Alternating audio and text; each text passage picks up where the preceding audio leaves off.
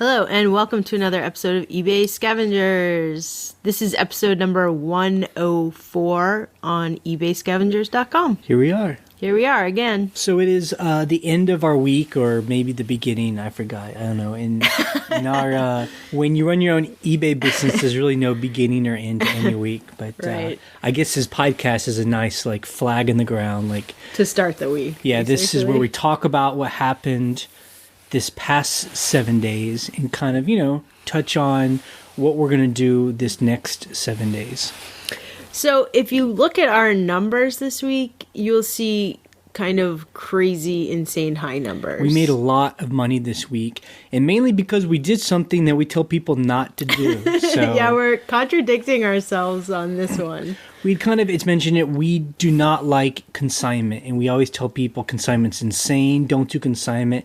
And we actually sold some art on our store that we did on consignment from a friend of ours. Yeah, we have a friend who does a lot of buying and selling of art and advertising art and, Pop culture art and, vintage advertising art from the, early mid-century and stuff like that. And so I guess with any kind of rules, they're meant to be, it's broken as long as I feel you break them in the right way. So the reason why we broke our rule about not doing consignment was, number one, we really loved the art that he gave us to sell. Yeah. It was really interesting. And that's important to us because we actually have to handle this stuff and take pictures of it. Describe it, research it, all that stuff. The other thing is he is a very generous guy in the sense of we made a deal where we would split the profits 50-50 after expenses. Right. So a lot of people don't want to give you that much in consignment. They're like, you can take 30% or whatever. Right. But he's willing to allow us to take care of the sale on our own terms, the way we know how to do it. And then after PayPal and eBay takes their fees and shipping and handling fees and all that stuff. Yeah. Then we'll split it half and half. And for us, that made a lot of sense because it's also really nice art. So we actually made, a couple $1,000s. It's this week. This week, yeah. And that's our cut. Right. And we started to sell this stuff within 24 hours of putting it was quite fast. So we were very hesitant to do it. It's not like we just jumped on board. We talked about it for, I think, a couple months before he sent stuff to us. We were like, do we really want to send stuff, sell stuff for other people? No, of course we don't.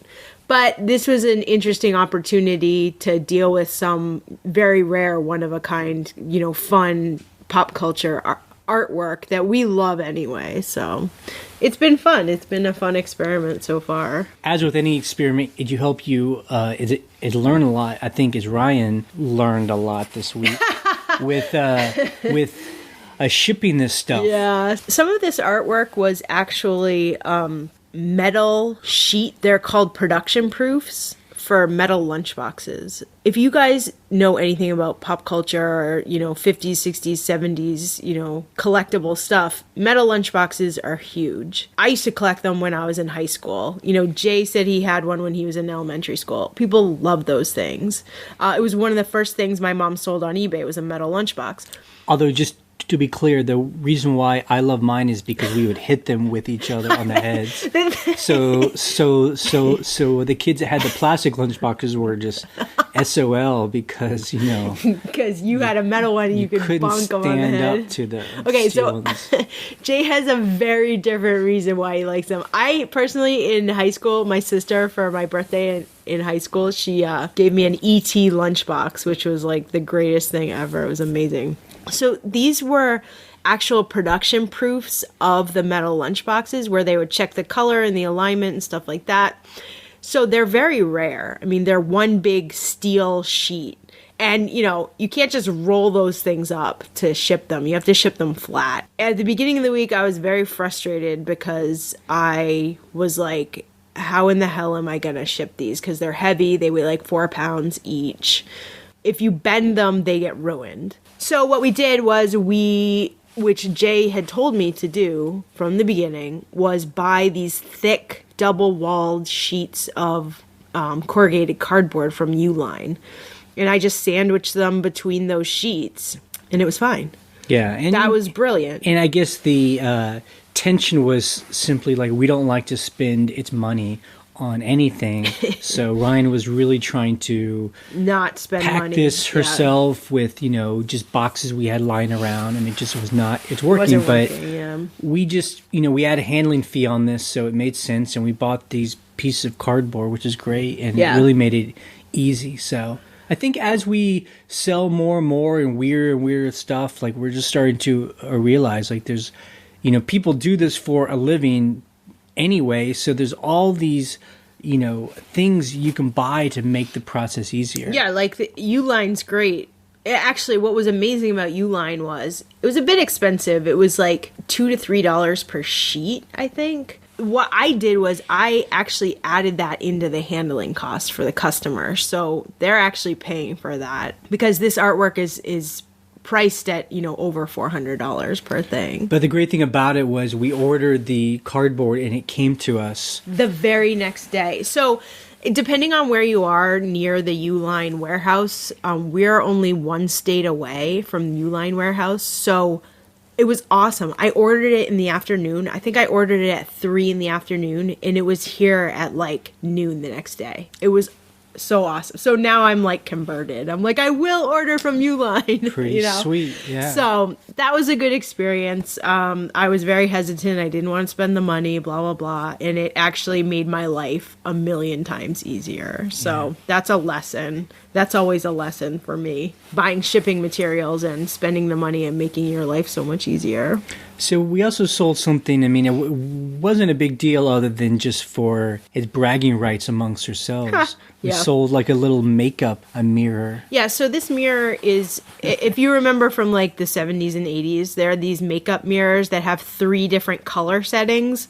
One's, outdoor light, one's indoor office light, and one's like evening light. And we went to this auction, I think it was last summer in Brooklyn. It was this... Did we even talk about it on the podcast? We talked about it. It was just like a little funky auction, just like run by a Russian couple, and they were just so kooky, hilarious. And there was a mirror that they couldn't get rid of, and they kept trying to give it to people, and then we won one of the auctions, and they forced us to take it, and you gotta take the mirror. I remember everyone laughed at us.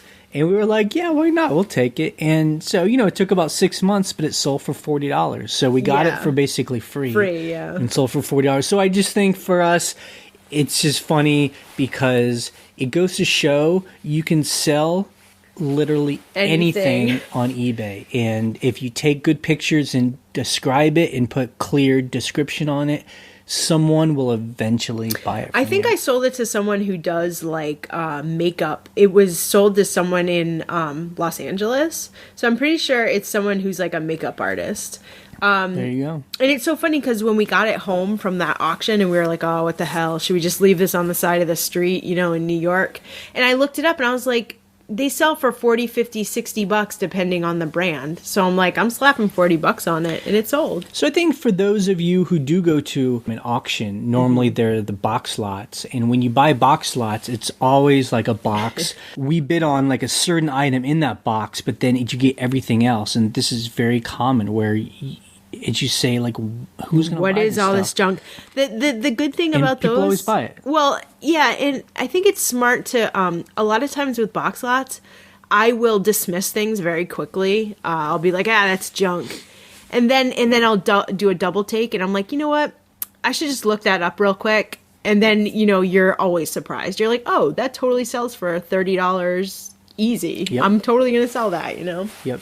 So it's always good to just do your research real quick. It takes 2 seconds before throwing something away. Okay, so this week we put up a video that was not a specific eBay Scavengers video, but it was about scavenging. On our other YouTube channel that's different than eBay Scavengers, we make a lot of videos just about like homesteading and, being a scavenger and trying to live cheaply.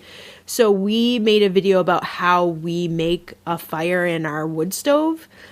because Jay has a very specific process on how to do it, and he has a very specific way of scavenging wood for free. So we heat our house in the winter time for $0, and he was showing, how we do that. Yeah, so we hope people enjoyed it. We're thinking we might post some of our other videos we're going to make on there because, as we've always talked about, it isn't just about selling on eBay and trying to make a lot of the money. The point of all this for us is to be independent, and part of that is keeping our costs low. So we're always trying to look at where our money is being spent and how do we save its money on that. So that's, to us, part of the scavenging a lifestyle. So very often when we're out scavenging for eBay, we end up scavenging for other things, food and firewood and everything else.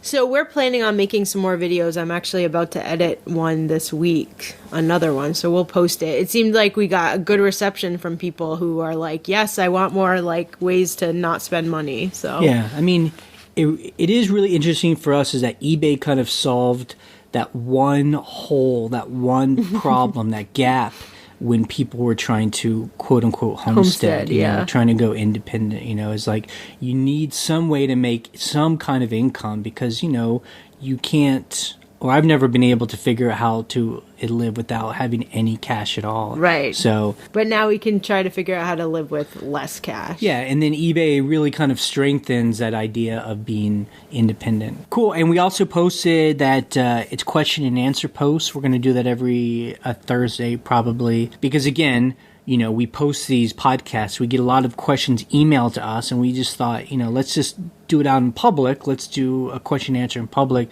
because really, we're learning a lot from the things people post. Yeah. So one of the things that I actually learned this week, because I had been talking about it before, was how to use your credit card for your eBay fees and shipping. Now, I figured out how to do the eBay fees. That's pretty easy. But for shipping, I guess what happens, because a couple people tried it and wrote to me and told me what happened.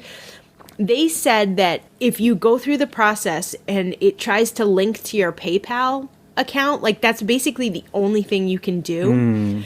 But if you have a zero balance in your PayPal account, it automatically reverts to the backup credit card or the backup method. Sometimes the backup method is a checking account, so it'll do an e-check or something like that. But you want the backup to be a credit card. So the problem is with most of us, we never have a zero balance in PayPal. You always have money in PayPal. So what you would have to do is, if you have another PayPal account, a personal account or a different business account, you would want to hook that one up and make sure that has a zero balance and have it default to the credit card you want to pay for. Can you have a different PayPal account attached to your shipping than the PayPal account to your regular eBay? I think so. Okay. Yeah, I think you can specify. But again... So why can't we do that? Like my PayPal account, I don't really have any money in it. We could. We would have to hook up our debit card with that. Yeah, we could do that. I just haven't taken the time to try it. Yeah. So it's kind of like a crazy roundabout way of doing it. But yeah, I mean, if someone's figured out a better way, but I don't know. That sounds like that's the way to do it. We're just wondering how many hoops to jump through because, the whole purpose of this is to get the cash back. You get 1% cash back on these PayPal debit cards. And, if you're we spend probably $2,000 to $3,000 in shipping a month, it's $20 or $30. It's is it worth that? I don't know how many hoops we want to jump through, but if it's easy, hey, it's $20 or $30. And then that adds up during the year, Something else I did recently was it looked at our bills, and our cell phones are some of our most expensive bills. Each of us pay $100 to have an iPhone with data, unlimited data, and messages, and phone, and so that's every month. So we pay basically just for our cell phones, not our internet or anything like that. We pay $200 a month. So that's $2,400 every year. That's insane. I mean, number one is we need it. Right. Our phones are very important to us. We're out and about, we're answering its questions, doing its business. So our phones are important to us. But we've been using AT&T, and I've called them and I've tried to figure out if there's a cheaper way, and they can shave off $10 here only if they bring my a service down. So I started doing its research, and I found a company called Ting. That's ting.com. Yeah, ting.com. I don't know. We're going to try it out. I'll keep you updated. But it looks like the way they do it is it's over the Sprint network, and they just charge you for what you actually use each month, which is great. Which is amazing. So if we're at home a lot and just on our Wi-Fi, then our bills will be low. But then if we're out and about, it might be higher. But I really like that better because on AT&T, I was ending up spending a lot of money every month just in case. So even if I didn't have a lot of anything, And it does like all those crazy rollover minutes. They're like, you have 2,500, minutes you can talk on the phone. Well, first of all, nobody ever talks on the phone that much.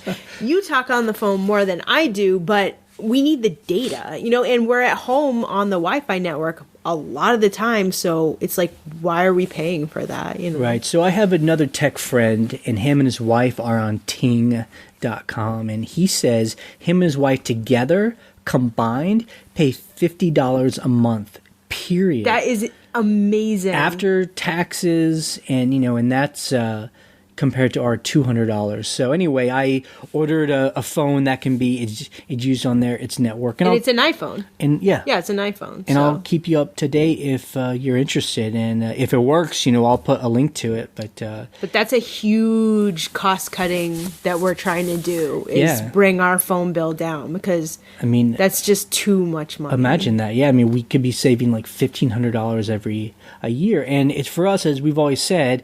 That just means we have to work. We don't have to work as much to pay that bill. Exactly. That's how it should be. So we were thrilled to find that, so we'll keep you updated. And that's just another way of being a scavenger is just, it took me a couple hours doing his research and reading different services and figuring out what worked and what doesn't work. And, I think I found the one that I think I like. So okay, so we had a customer this week. I had mailed something out to them. The tracking said undeliverable as addressed. Okay, we've all seen that happen where, someone's getting their mail forwarded, and so it will eventually get forwarded to them, or their address is messed up and it comes back to you. So I had seen that, and I just thought, well, maybe it's getting forwarded to a new address, so I didn't do anything. But the person wrote to me that day and was like basically freaking out. Like, did you put the right address on? Da da da. And of course, what you write back is, I used the address that was confirmed by eBay and PayPal. Here's the address. Just confirming with them, like, this is what you gave me. And then, like an hour later, they're like, oh yeah, well, we're totally out of town and our mail is on hold. So that's probably why it got flagged. Which to me is like, basically, they're like blaming me for messing something up, yet they never mentioned that their mail was on hold. So that's just an example of like, you need to be like calm and professional and just be like, this is what I did. Let's see what happens. Yeah, so I'm going to be the calm and professional voice. I really didn't see it as a big deal, and all we did was tell them, this is the tracking number. It looks like it's going to be, forwarded or whatever. Forwarded to and you. Actually, that... And then it was cool. Yeah, and then the next day it said, notice... whatever, like notice left for recipient. So basically it was basically the carrier put the wrong code in or something. But I just thought it was funny that they left out this huge amount of information, like our mail's on hold. I'm like, well, that's probably why. So that's just a good example of stay calm, be professional. That's right. Don't be like, it's not my fault. It's your fault. Exactly. Customer. So we're going to link to an article on the blog. I thought it was interesting. I've seen those clothing bins that are in a lot of parking lots. It will say like, donate your clothes here. But there's really no name on it. Like, it's not Goodwill. It's just like a generic box. And I've always wondered, like, what are they? Whose boxes? Yeah, I always wonder that. And I found this really cool article where it says that most of those boxes are owned by private businesses. They put these boxes on private property. Maybe they have some kind of deal. It's with the owners of its property, and people donate, all their clothes and stuff. That's funny because you think that it's going to Goodwill, right? And the article says, the owners of some of these businesses say, well, people think it's donated, but we don't say we're a charity. We're a for-profit. It's business, and so if people want to think that, that's fine. But it's all on the up and up. I mean, people are getting rid of this stuff anyway. They're just giving it to us, and then they sell these clothes and these shoes. So where do they sell? Does it say where they sell them? Just all different kinds of places? I mean, some of these places seem like they're huge sellers. So I don't know where they sell their stuff. You know what? When we were in England a couple of years ago, we went to a vintage clothing boutique or whatever the hell it was. It was really expensive, but they said that that's pretty much where they got stuff, right? They were like, we buy these huge pallets of clothes. Well, we talked to this guy. He, it was like in London, and it was in like the hip part of town. So they were selling, like the kind of clothes that probably we all sell, but selling for really expensive. Yeah. And he says that he has a network, and there's like a warehouse on the border of Mexico and Texas. Right. And they buy pallets big by the ton of clothes and boots, and then have it all shipped over. So anyway, the article is interesting. It made me think like, man, I wonder how I would make a bin, like a big steel bin, and see if I couldn't put it in make a deal with some Chinese restaurant, pay him $100 a month and stick it in the corner of their parking lot. And just that sounds like that's what they do. And see what people throw in there. Although what I thought was interesting on the article too is there's a lot of like sabotage that happens between companies. Like some people will go around and like light bins on fire and stuff. Like serious stuff happens. Take like a fish and throw it in the bin. Yeah. The other thing is I'm going to link to, there's a thing called eBay in person, and it's ebayinperson.com. And this looks like it's an evolved event that eBay now has. Because back in the old days, they would have like a huge conference every eBay on location. And we actually went to the last one they ever did. I think it was the last one in Philadelphia. And it was great, It was like all these eBay sellers, and you could talk to, real eBay employees. And we actually, not fake ones. Yeah, and they couldn't get away from you. And they had like computers, and you could like show them like, this is confusing to me. Right. And we even got emails of some eBay employees. We still bug them. So anyway, they check it out. In April, they'll be in Omaha, Denver, and Salt Lake. And I guess maybe they're doing it a month. And it looks like it's kind of an evening thing, like maybe 4 to 8 or something like that. And it looks like almost like a workshop type thing. Yeah. But it's cool. Like, I'm glad that they're doing something in physical locations. Because at first, they were just like, we might show up at local meetups. Yeah. But it's good, I think, for eBay to actually be facilitating these things. So I don't know if anyone is near any of those places and actually go. I'd love to kind of hear if it's helpful or interesting. Yeah. It doesn't seem like they have any on the East Coast yet. It's kind of like Midwest. Yeah, so I'm sure they're kind of floating around. Yeah. So yesterday, you're laughing. We went thrifting in the morning because there was a 60% off sale at our local thrift store. So we got up super early, 9 o'clock, and we went to that. And we have been working like pretty hard lately, like every single day. So we did a whole day of just watching cool stuff. Like we watch like television, we watch Antiques Roadshow and Cosmos, which I recommend to everyone. And it was great because it was one of those days where it was cold and rainy out. And we were like, we just want to watch stuff and like drink coffee and just sit around. And it was so nice. So what I'm saying is, you deserve it. You deserve it. Well, it's just nice to just be like, let's just turn our brains off, even though we're watching Antiques Roadshow, which to us is educational, and Cosmos, which is also very educational. But it's just really important to have days off. Like, it's so easy as a, person who works independently to kind of accidentally work every day. Yeah, I think that's why, I had been obsessed with retail arbitrage. And by the way, our interview with Ryan from Online Selling Experiment was really helpful, because I think my, need to know more is kind of gone, because he really explained a lot of stuff. But, when I hear people talk about retail arbitrage, it just makes me laugh, because it just seems like the undercurrent is all about it's easy cash. And I just tell people, like, running your own business is awesome, and it's so much better not to work for other people, but we work so hard. Yeah.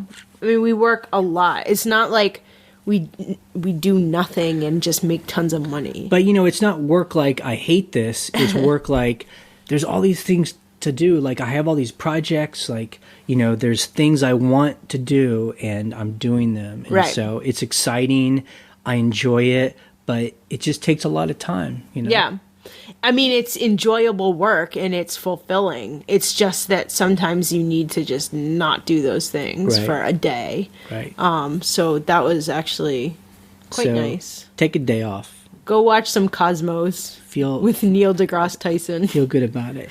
And lastly, we've really been enjoying the conversations are happening on our blog. Yeah. On eBay Scavengers.com. It's so much better when you ask the questions on the blog in the comments. Yeah. So other people can chime in, and because we don't know everything. Right. I mean, we're just people that put a podcast out. It doesn't mean we're experts. Right. I mean, we know lots of things, but I also have to search for answers all the time. So what we're trying to say also, it's fine if you email us, but you'll get a much faster answer if you ask the question publicly, and you'll get much more varied answers of different ways you can do things. I think that you might even get better answers sometimes, because, I know, again, this week I've been learning a lot of stuff. I'm right now talking to a seller. We were talking about and getting an assistant, and she says that she successfully works with a virtual assistant, and it's like, that's a gold mine to me, because I've been wondering about this. Right. And so she's letting me ask her its questions, and I love that. Yeah, no, that's great. Well, what's great is when we find people that were like, we need to know about this thing. We have been wondering about this, and we need someone who has experience who we can ask all these questions to, and that is so helpful. And we feel like that's what the blog is best for. Just finding people who know other and we do this, like, we aren't getting paid to do this, so our payment is the fact that we get a knowledge, and that's why the public conversations are so important to us. Okay, let's answer the questions that people sent in this week. So Todd asks, he wants to know more about using HTML in our store. He sees us and other sellers use HTML, and it really makes our store stand out from others. Do you have any advice on how to go about trying to make a store look more pro than just the basic storefront that eBay, it gives people? He says, I think there's a difference to its customers. Okay, so yes, I wrote my own HTML template. And for people that don't know, the HTML template is just, how would you even explain that? It's just, it's basically like I built a little web page that goes onto the eBay description, so that it formats my pictures and it shows my heading and my description and my measurements like a very specific way. Yes, it looks more professional in my opinion. Okay, so if you don't know anything about HTML, like you're not a web designer, you can buy templates, one-time payment. You can even search eBay for them. And what you'll want to search for is like mobile-friendly templates, which I actually currently do not have a mobile-friendly template, which is unfortunate. But people do sell them. They sell them for like $20, and you'll just plug in your information, or if they sell it to you, I'm sure you can ask them questions on how to do it. Or you can use something like Garage Sale. I don't use Garage Sale, as I've said, because I already wrote my own template. But Garage Sale is nice because it's just like drag and drop. And you can just get a simple, clean template that you can, customize. And that's also a great thing. I don't know about PCs, but I'm sure there's like so many options for PCs and PC software for like doing eBay listing. And to be clear, you don't have to have a template. And where you would see the template is when you scroll down on the listing in the description. That's where the template is. So our description, you can actually see the photos. They're much bigger with explaining what the items are, and we have a logo, and it just feels more like a store. It's not a necessary thing, and actually eBay in some ways is trying to convince people not to have HTML templates because of mobile. Right, because they want everything to be the exact same. I don't know. Sometimes I just think it just doesn't look as good, but that's just my opinion. Our feeling is photos up at the top in the thumbnail its viewer is cool, but we really like it when you scroll down and the pictures are blown up and nice and big. And they only give you 12 photos. I mean, I have like pieces of artwork that have like 40 photos. So, I host them on my own server, which is also very nerdy, but, if you really need to do that, you can figure it out. So that's just another advantage. But you don't have to have it, but there are options out there. Just look on eBay for, eBay template. So Todd, this might be the same Todd, I'm not sure. He says, I've often heard you say that it is not worth to sell something and only make a buck or two, as it takes too much time to procure the items and list them. But I was able to obtain a small item at Walmart in a large quantity. 150 plus of these items for very cheap, and sell them on eBay for a profit of around $1 or so each after fees. He says this is probably retail arbitrage. I would say yes. Since I only bought and listed them once and stand to make around $150 profit, why wouldn't I take advantage of this?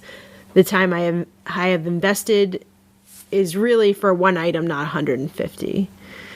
So that's a great example of something where, if you're going to make $150 you're basically doing retail arbitrage through eBay. Of course. I mean, if you can find 150 of one item for super cheap, I think what we say is usually you're not finding one-of-a-kind items in quantity like that. So I wouldn't buy like a glass vase and say, this vase is $30. I could probably sell it for $36. That's a great investment. I'm not going to do that. But if I found 150, iPhone cases for 50 cents at Walmart and I thought I could sell them for, more than that, of course I would do it. I mean, the only pushback I would give is that, there's just nothing wrong with this. I think if you're going to make $150, that's fine. But just remember, that's $150 in little tiny drips and drabs. So you're going to make $1 here, $1 there, and that's tough. It's tough to make a living when you're only talking about $1, it's profit, And remember, too, is that you have to ship each one of those 150 items. So it is easy, I guess, if it's in a box. If you buy it, you bring it home, you take pictures of one thing, and then you say quantity 150. But every time someone buys one of those things, it's like they're giving you $1, and then you have to ship that item. I mean, if that makes sense to you, cool. I guess for us, there's no way we could pay our bills with that kind of... With $1 here and $1 there. Yeah. And what if it takes a year to sell? So, Yeah, it's just, I guess our thing is we like to pay $1 for an item and sell it for $30 plus. That makes sense to pay our bills each month. But as we've always said, we're glad it's proven wrong. And if the numbers work in your favor, then, God bless you. Yeah, I mean, you should do what works for you. If you think that's going to work. I mean, we just never find anything in bulk. I mean, we also aren't really looking for things like that. That's just not our business model right now. Okay, the next one is from Deal Diva. What is the deal with this whole Lego stuff?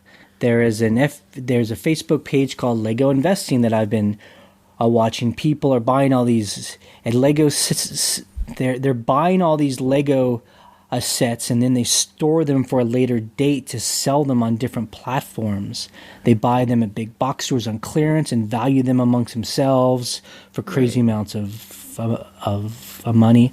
What's going on? She said she knows the Lego movie came out, and then she started to see the Lego business all over her Facebook feed. Okay. The reason why we wanted to bring its question up is more a broader thing to me, and that's just like, this is, as Legos, to me, it's like Beanie Babies. Yeah. You know, that's what it sounds like to me. You know, Legos themselves don't have a lot of intrinsic, they aren't really, it's worth a lot themselves, it's just the value that people put on them. And so I'm sure there's like a certain kind of Lego set that might be a special kind that people really want. But my fear with all that stuff is that it's very temporary, that people may think it's worth something now, but if you hold on to them for too long, people, that craze goes away. No one cares about it. Lego, some other toy came out. I mean, it's like, I'm sure there are people stuck with boxes of Beanie Babies right now. We know there are. And they can't get rid of them. We've heard from them. Whereas Ryan and her mom, it worked at a toy store. Oh my God. During the Beanie Baby insanity. Years ago. And I think that his lady kept her store open for a while just based on Beanie Baby sales. Yep. I mean, the thing about Legos is, I will say this, you know, Legos have been around for 20, 30 years. Like, we used to play with Legos when I was little. So there is like a nostalgia thing. And then there's new, you know, little kids who are into Legos. And then this Lego movie came out. And, you know, if you go to like Comic-Con, or if you know anything about that, they build these like massive, like huge, like Lego things. So like, yeah, there is a Lego craze. But holding things in a warehouse for 10 years, I mean, to me, that's a bit mad. Yeah. And I mean, retail arbitrage, yeah, you could buy stuff for clearance and then sell it on eBay later, or, you know. Yeah, I mean, that's look, fine, whatever. The way we sell, this kind of thing doesn't make sense to us. The buy and hold, or waiting so it's going to be more, it's valuable. Yeah, I don't care about that later on. It just doesn't work. It's for us because our thing is, I think there's too much of a risk that we're going to hold on to all this stuff and then it's not going to be worth anything. So, but again, it's more about people into collectibles. That's really it's what this is. That word collectible is Legos, is Beanie Babies, is baseball cards. If you're into that kind of thing, then you just have to really know that world, right? And be able to manage coins. A risk. Coins. Yeah. Oy. Okay, so Sherry Pat T asks, how in the world did you get to 3,000 listings?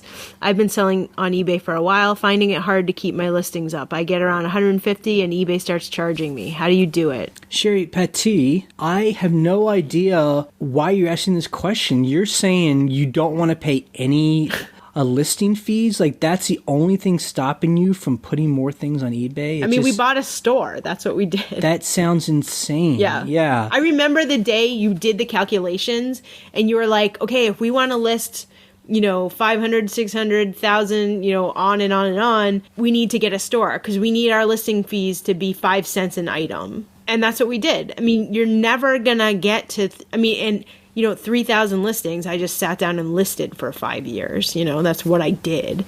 That's what I continue to do every single week. There's no secret. Yeah, I feel like maybe if you need to look or, go on the blog and you can ask us and we can send you a link to podcasts where we've talked about this. The idea is you want to list as much as possible. Yeah. And the listing fees are the least of your concerns. Like, it's so cheap. Like, for 3,000 items a month that we have up, we pay probably $150. Yeah, which silly is a nothing, I mean, compared to the money you'll make, that's a tiny fee that is tax deductible. I feel like that's where you're trying to be too frugal and then leaving way too much potential money on the table. Don't let those limits stop you. That is just it's like you have a store of 150 limit. Well, you need to boost your store up. Like, that's just the answer. Yep.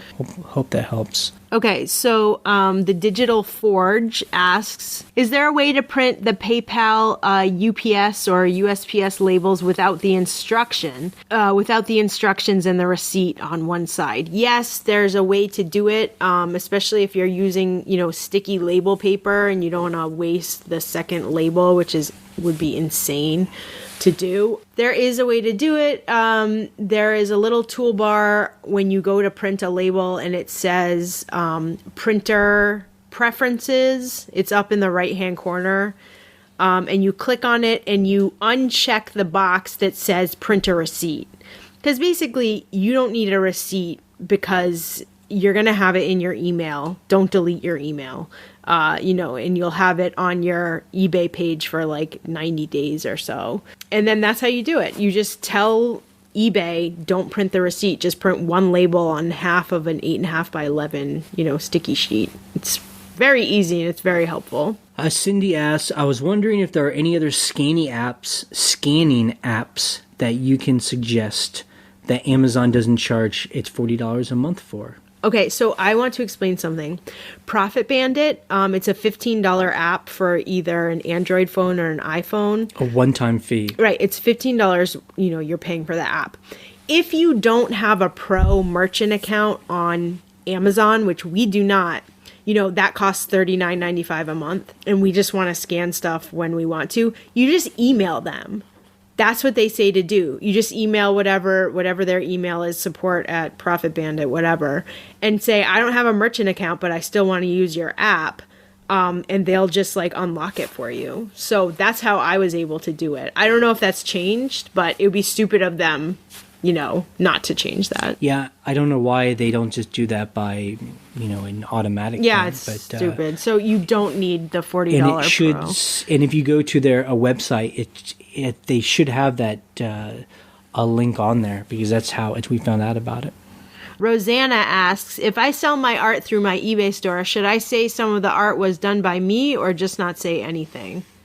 Yeah, of course you should. I mean, it really doesn't matter if I feel you should say that you made the art. Why not? Absolutely. Especially people want to know who made it. If you're this was made by some unknown artist. I mean, if it's made by you, that's even cooler. You know? Yeah. So yeah, I think you should absolutely do that. If I have things that I've handmade, which is totally rare for me to have, but I have had some things where I've either modified it or made it. I say that hey, I made these earrings. I mean, the sad thing is, in our experience, we've tried to make stuff and sell it on eBay because we thought that's the ultimate scavenger thing is to repurpose items and resell them on eBay. We just have not had good luck at all. I was making necklaces. Oh, God. I was making necklaces and I made lip balm. I could not sell that stuff to save my life on eBay. Yeah. I think that's why Etsy exists. But even on Etsy, we tried to put it on there and it just still doesn't. Nobody cared. I don't know. It's just for some reason, the kind of handmade stuff it's doing just was not successful. Other people have had success, obviously.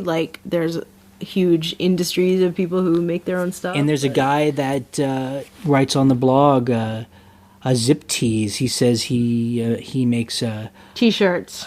He screen prints T-shirts, which is awesome. That's awesome. So obviously, I guess it just has to be the right kind of thing that people are looking for. So we wish you luck. So Kevin T asks, can you make money on eBay even if you're on disability? Meaning, is it legal or will I lose my benefits because I'm making an income? Kevin, I don't want to insult you, but really, I want to bring this to everyone's attention. This it's question. I don't know why someone would think we would know this answer. It's a